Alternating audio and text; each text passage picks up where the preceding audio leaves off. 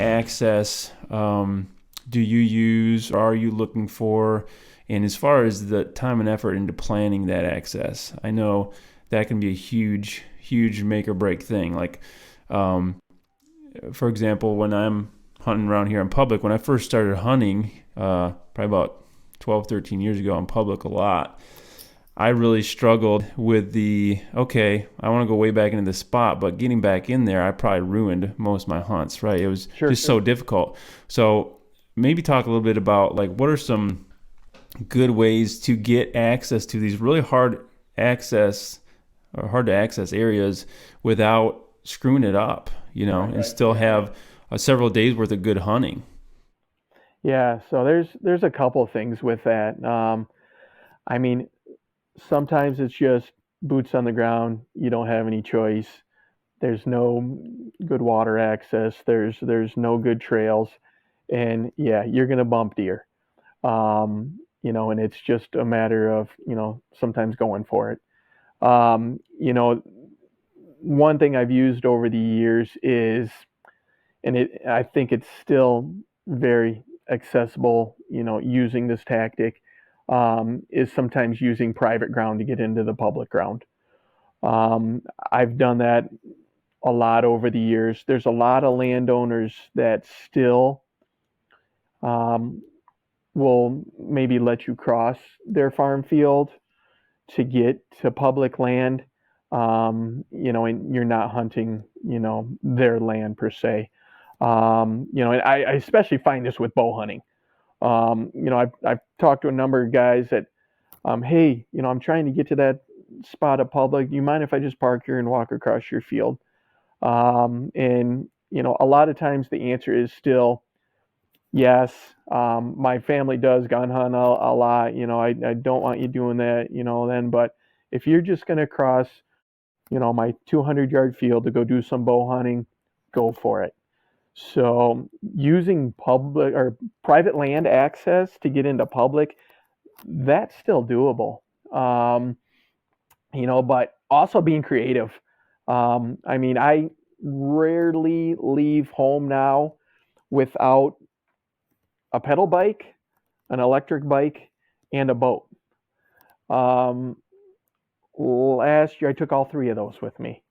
So the electric bikes, I have mixed feelings about those um, because they are letting some of those lazy people back into some good spots.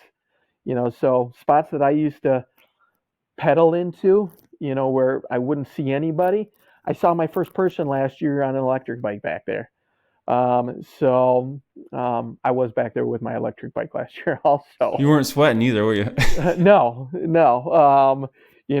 But there's still a lot of spots in a lot of states that have regulations on the e-bikes where you can't do that. So, and even in the same state, what I have found is there's some public land areas, whether it be a walk-in or a wildlife management area, that they can still have their own rules also. One WMA may say pedal bikes only. The next one might say you're allowed to use an electric bike. So I will typically bring both. Last year I pedaled in, I e-biked in. I always usually carry a blow up kayak along with a motorboat because you never know when you're gonna, you know, need something like that.